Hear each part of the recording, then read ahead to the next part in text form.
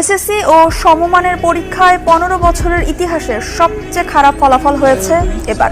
2010 সালের পর পাশের হার এত কম হয়নি আর কোনো বছরে।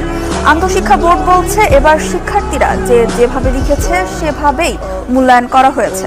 আর জুলাই বিপ্লবের প্রভাব সহ নানা কারণে ফলাফলে এই ধস বলে মনে করেন শিক্ষা গবেষকরা। পরীক্ষা ও মূল্যায়ন পদ্ধতি নিয়ে ভাবারও তাগিদ তাদের।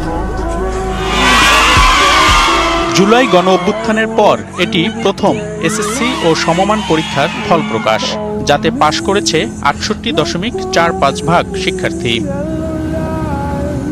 এবার মোট পরীক্ষার্থী ছিল 19,04,086 জন, যার মধ্যে 6,06,60 জন পরীক্ষার্থী ফেল করেছে। পর্যালোচনায় দেখা গেছে গত 15 বছরের মধ্যে এবারই সবচেয়ে খারাপ ফল। এর আগে 2009 সালের পর সবচেয়ে কম পাশের হার ছিল 2018 সালে 77.8%।